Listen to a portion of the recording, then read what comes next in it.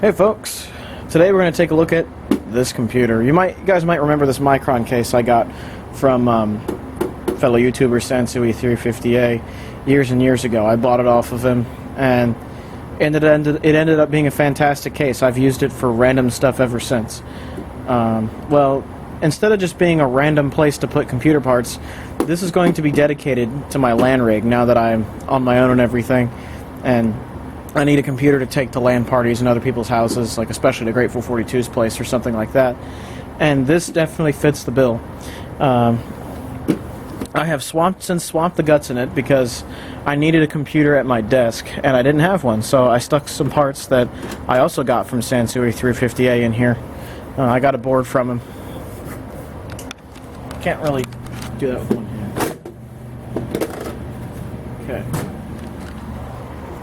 Here it is. I have an ITX board in here. This is an AsRock H81M-ITX. This is a Haswell-based motherboard. I stuck my old Core i3 4330 in here, which is no slouch of an i3 chip. It really is almost as good as the i5s of the Sandy Bridge era, which is very surprising. I have 16 gigs of RAM in the two slots here. I have an optical drive here, and under there is a 500 gigabyte Western Digital Caviar Blue. So it's a pretty usable, nicely spec'd out machine. The only thing that really needs upgrading are the power supply and the graphics card. Power supply I'll take care of later. This power supply is actually, despite being what seems to be quite generic, is actually pretty good. I'm kind of surprised at how well it does for what it is. It's a green power supply. And I've seen it power machines with graphics cards like this in it for a long time. Never had an issue with it. But I would like to upgrade it to something that's a little more substantial, probably a Seasonic 350, 351. I'll do that eventually. That's probably not video worthy, but just know that that's a future upgrade, that I'm probably going to swap out the power supply with one that's more than 220 watts. 220 can run this, but it's pushing it. So I'm probably going to end up upgrading that. The upgrade we're going to take a look at today is the video card. What's in this computer now is one of these, a GT730, the 2 gig version, which is the crippled one. It's not the GDDR5 one, it's the DDR3 one. So it's essentially a, I think it's a Fermi chip that's on this card, so it's old technology. But nonetheless, it did work for the time being. And today what we're going to do is swap it out with one of these. I managed to get myself an RX 460 with a low profile bracket. They also have 1050s and 1050 Ti's in this like this too. MSI makes those. But this one is the cheapest.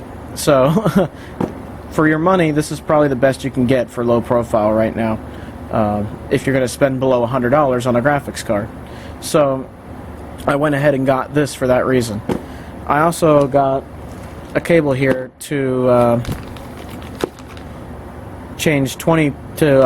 convert a 20-pin power supply lead to 24, because this power supply uses about 25 more watts than this PNY one. It uses the full 75 watts from the PCIe to X16 slot. So definitely going to do that. So this is what the upgrade is today.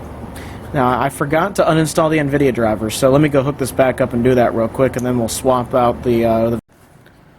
One thing I've always loved about this case is that to get the PCI stuff out, it's dead easy.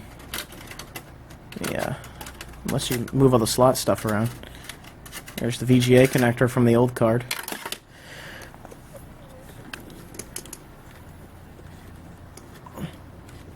Looks like I can just pull it right out. Yep. I need to put that back in its box, of course. So I'll set this over here. And we'll take a look at the RX 460. This is something I found on Newegg the other day, and I was like, hey, this is a great idea. I wish I could find the 4 gig version of this low profile one, but I can't. When I've read about it, it looks like MSI does make it, but it's just not available anywhere.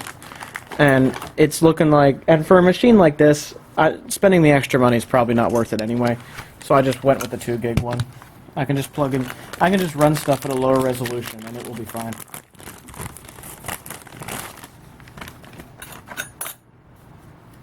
Oh, this thing is so tiny. Look at the tiny. It's so small.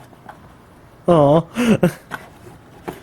So I need to fool with the brackets and put the right bracket on it, and then we should be good to go. So the only thing that sucks is that they're starting to take the analog connectors off of these newer cards. So all you get is HDMI and DVI-D. It's kind of a shame, but hey, what can you do? This is the bracket I need, which will go right there. So let me put that on real quick, and we'll put the card in. MSI didn't do a very good job with the low-profile bracket. As you can see, it's out of alignment with the HDMI port there. So what I had to do was get this HDMI to VGA adapter, plug that into the port while I screwed these little standoff screws in here, and that worked. So you can get this card to cooperate if you have something plugged into the HDMI port. A little dongle like this. I don't even know if this VGA adapter would even work on this card. It might. I have to find out, but as long as you have a dongle like that, you should be fine. So I'm going to install it into the computer now. The funny thing is, too, they gave me a VGA plate, even though this card doesn't have VGA anywhere on it. I'm guessing that set of low-profile brackets was for another card or something. I don't know what they were thinking. Whatever. Oh, I need to get another... Oh, this is a really long card. I don't know if I can fit this in here. This might take a little finagling, rather. Let's see what I can do about all this cable mess getting in my way. I think I can get it through without too much of a problem. There we go. We did it. We did it. We did it. Ah. Beautiful. Beautiful. Okay.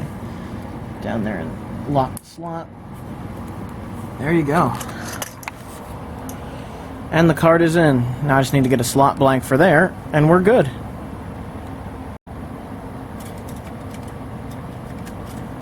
Ah, perfect. There you go. Instant gaming PC. It's got an RX 460 in it now. You can get a 4 gig 1050 Ti this size too if you want to make a small form factor gaming rig. But since this is a LAN rig, I went for the cheapest option of these MSI low profile mid-range cards that I could. The RX 460 is a good card anyway. That's the card that's going to be in my main computer once it's built. So, and that's a 4 gig version. This is the 2 gig version. So this makes it a little brother. Oh, so there you have it. Now I just need to boot it up, install the AMD drivers, and we're off to the races. I'll button this thing up and then we'll do that.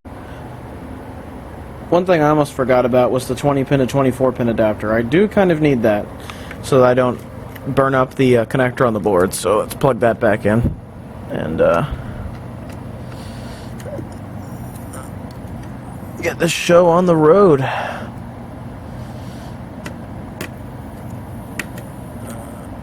Doesn't seem to want to go in for some reason.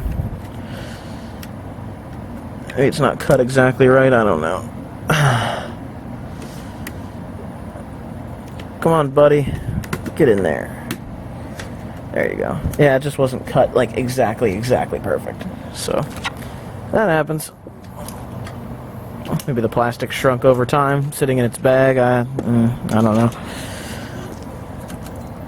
I'll figure it out. Anyway, this thing should be buttoned up and ready to go now. Let's install the drivers. Alright, I have this guy plugged in next to where my main setup would be because I need the DVI off of the monitor. So let's give this thing a shot. No magic smoke yet. And we get the AsRock logo. Excellent. So we're starting Windows 8.1 here. And then we'll get the drivers going. And then there you have it. Let's see if we get like a ridiculously low resolution. That mechanical drive is taking a little while. Oh wow, the resolution isn't that bad actually. Let Log in here.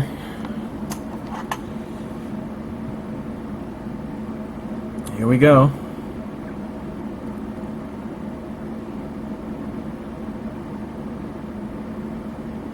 Looks like it had a generic AMD driver built into Windows 8 or something. Oh, that's cool. Now I just need to install the driver and we're pretty much good to go. Alright, driver's installed without a hitch. And, yeah, it all seems pretty good. So let's go to the... So let me just show you what's in this machine real quick. Windows 8.1, of course. Intel Core i3 4330. I'd love it if this thing would focus. That would be awesome. There we go.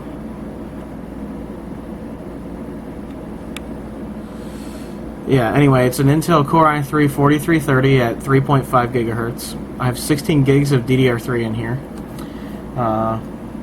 Windows 8.1. Of course, since it's Windows 8.1, I've installed Classic Shell to give me back a regular start menu. Device Manager, let's take a look at this. So, go in here, and there you go, you have your RX 460. And this should perform pretty much the same as I'm used to with my other RX 460. The only real difference being that this has only 2 gigs of VRAM instead of 4 gigs. But considering the stuff I'm going to be using this machine for, that's fine. Because 2 gigs is more than enough for esports stuff, like CSGO or something like that, or Overwatch or whatever. It's more than fine for multiplayer stuff. For a lot of games, I could just turn the settings down and turn the resolution down, and it will be fine. This isn't something I would be gaming on every single day. This is something I'd, say, bring over to Grateful 42's house, and then we'd play, you know, whatever together, and it would be, and the card would be enough to run the game. That was my objective here. The 730 was getting a bit old, and the RX 460 smokes it. Even the 2 gig version smokes it. So, yeah, I think that was a well-worthy upgrade. And the last thing I have to do for this is get a power supply, and that's next on the list for me. So I'll do that. I'll do that eventually here, and then it'll be all put together. Just need to get the 350 watt Seasonic power supply, and it's pretty much done. Then I don't have to touch it for a while, because Haswell 16 gigs of RAM, it's fine. So, not the most exciting thing in the world, but I thought I'd debut the LAN Rig. I think it's a cool LAN Rig since it's a small form factor like this. You know, I think it'll do a pretty good job. So, let me know what you guys think. Do you think it's a cool idea to put LAN rigs into low-profile cases like this? I think if you can make them run cool, it's well worth it. For a main computer, I still like the big, fat tower, though, I have to admit. So, yeah, there you have it. I am going to shut this machine off for now. And I shall be seeing ya. Have a good one, everybody. Ciao.